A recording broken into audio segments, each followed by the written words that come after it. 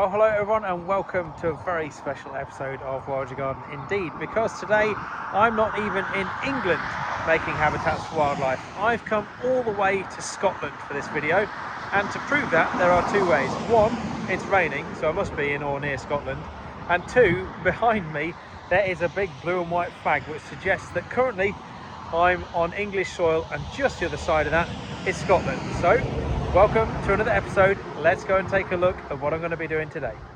Well, after a nearly 6-hour drive, we finally made it to Scotland and the location of this garden, which is just on the eastern edge of Edinburgh.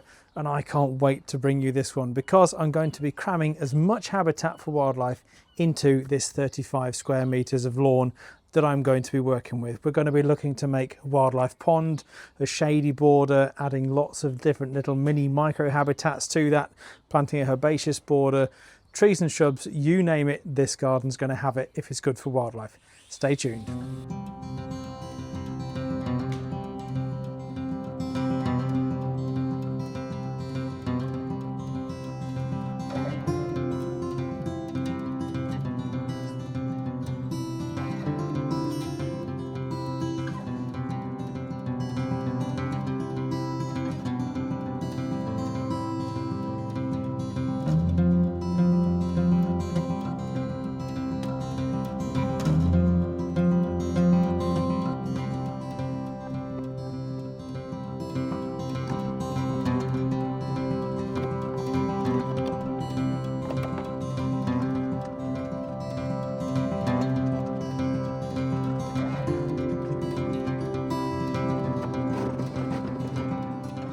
Okay, right, that's all the turf stripped off. We can now see the wood for the trees, and I'm loving the amount of swifts that are around here.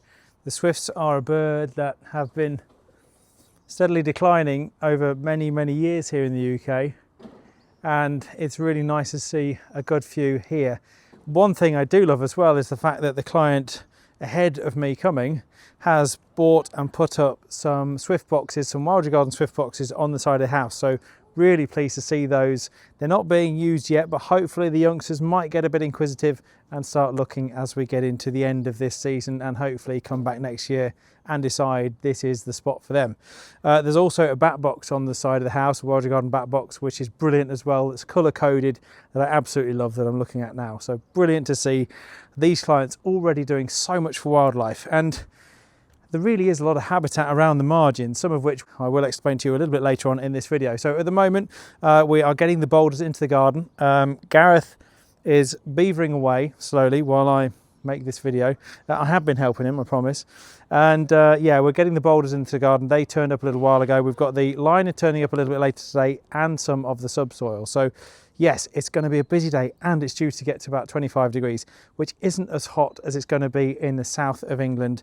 It's going to get up to about 37, 38 degrees Celsius here in the UK over the next couple of days. So I couldn't have picked a better time to come to Scotland, where it's going to peak at about 25 degrees. So yes, still hot, but not as hot as the south. So now we can level out the garden down there, mark out the wildlife pond, and start digging. Stay tuned.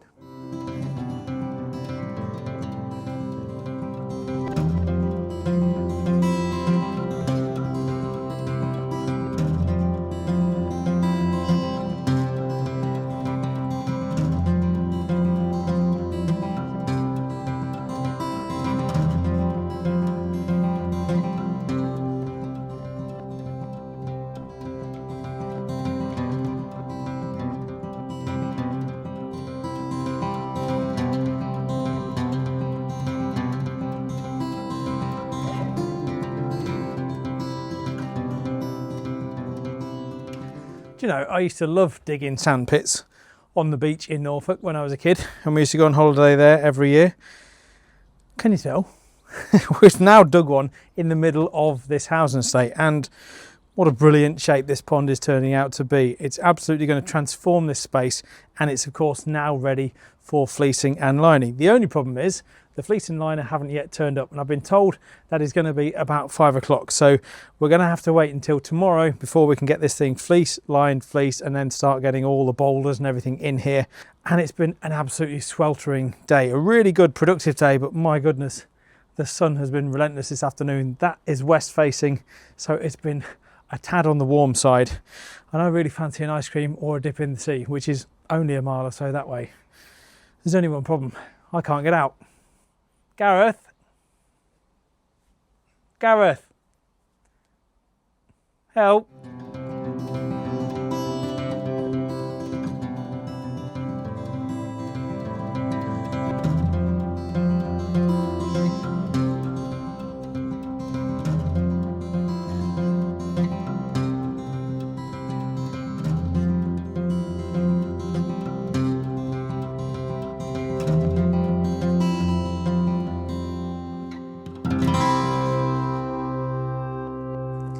Right, we now are ready for the tap, which I'm very excited about as a painted lady, one of many that we've seen today zip through the garden.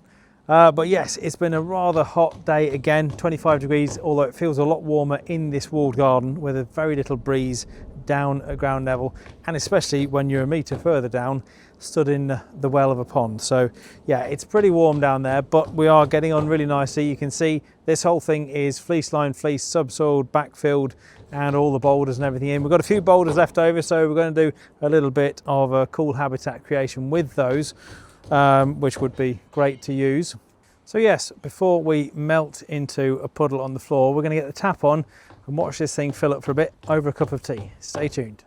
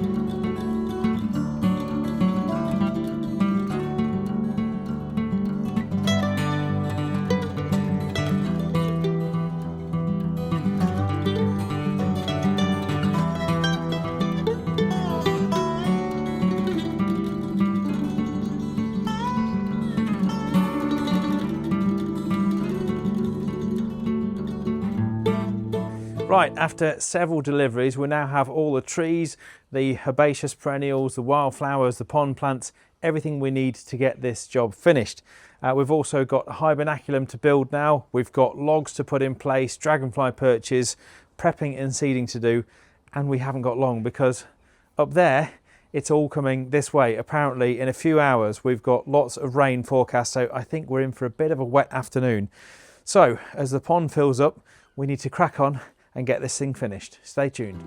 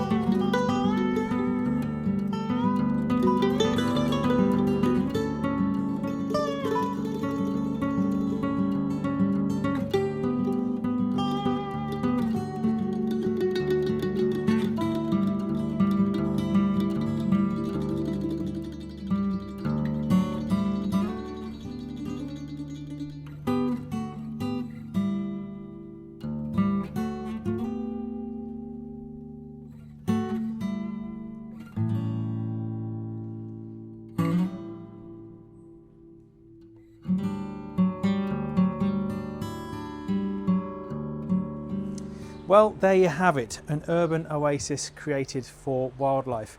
And obviously there is so much that's gone into this garden within just 30 odd square metres. There is of course the main feature in the middle, which is the wildlife pond, which is really going to attract so much life. We've got the herbaceous border over to my left, which is in a really sunny spot that is already attracting bees. I've had common carder bees on the Nepeta already, which is absolutely fantastic. Then we've got the trees that we've planted. So we've got the rowan trees, 2 of, and a holly tree which has gone into the corner. We've got the woodland border, which I really love, tucked against the side of the shed, which has got some really nice oak pieces in there and some lovely wildflowers to boot, even bluebells, native British bluebells that we have put in and amongst these logs, along with many other species such as cowslips, primrose, and I can't wait to see that hopefully in the springtime when the client no doubt sends me some pictures. And in that area we've also got this hibernaculum, where we had a few rocks left over from building the wildlife pond. We've managed to create a really good special little habitat for the toads that are already in the garden. We moved a log the other day and there was a little young toad underneath, so absolutely brilliant to know they're already here, and hopefully they can use that as a bit of refuge over the winter months. We've then obviously got the nectar lawn all the way around the edges of this pond that's been sown with wildflower seeds.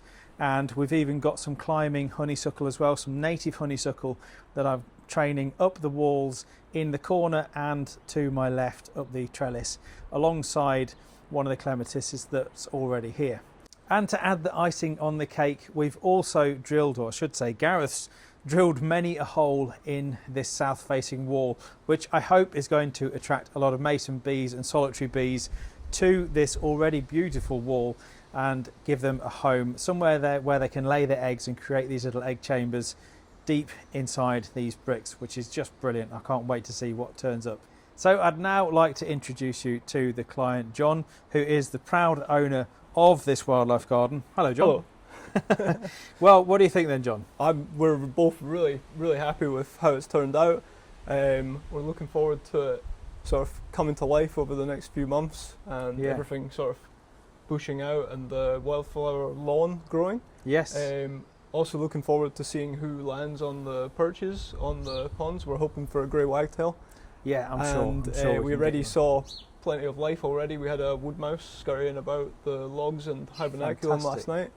So yeah, brilliant. Just really chuffed with it. And the sparrows are already chirping away in the background. They've been down visiting, haven't they? Yeah, they've been on the perch already. They're the first visitors to that. The dragonfly / sparrow perch. Yeah. Hopefully kingfisher perch, who knows? Yeah, fingers crossed, a heron on it. Yes, well, I'm no doubt at all. Yeah. Now, John has, I'm sure you will have already seen some of the previous videos I've done on this place, but John has a fantastic ability to photograph wildlife. So, and he's already shown me some incredible shots of some of the foxes that are coming into the garden and using the side gate, which I really love. And I just think it's brilliant, the fact that they're coming in and out. And that young fox is so small, isn't it, that it was actually going in the hedgehog feeding station to get the right inside the hedgehog feeding station. Yeah, so maybe a slight design flaw on that, but yeah, absolutely brilliant to see them come in and use this garden. And obviously, no doubt they will be using that to bathe a little bit, but probably more drink from it. Yeah. And yeah, if you see them doing breaststroke across the middle, that's when you know they're really taking to it. Yeah. So that's great to see. Obviously, I hope the hedgehogs that you've got here already are going to start using that. Yeah, hopefully. Because they're already in the garden, as you've let me know already. And I really can't wait to see how this turns out. So what for you do you think is going to be the highlight, hopefully, over the coming months? What are you looking forward to seeing the most? I'm looking forward to the herbaceous border, kind of more bushing out a bit. Yes. And yeah, as I said before, the grey wagtail visiting the shore. Yes, yeah, fingers crossed. We're only a stone's throw from the coast. Who knows, you may get the odd wading bird drop in on passage, hopefully. Yeah. So I really hope you've enjoyed seeing this transformation today. I'm very grateful to John for all the hospitality he's given us, all the cups of tea and Scottish shortbread. That has been a real treat, so thank you, John. And I wish him all the best. And yeah, please do keep me updated. I think this is probably one of those gardens I definitely have to come back and visit in a year or two's time. So thank you so much for watching. Obviously, drop a comment below if you've enjoyed the video. Let John know your thoughts, because he is already doing so much for wildlife and he's now done even more. So thank you so much for watching. Thanks, John, and stay wild, stay tuned. We'll see you all very soon.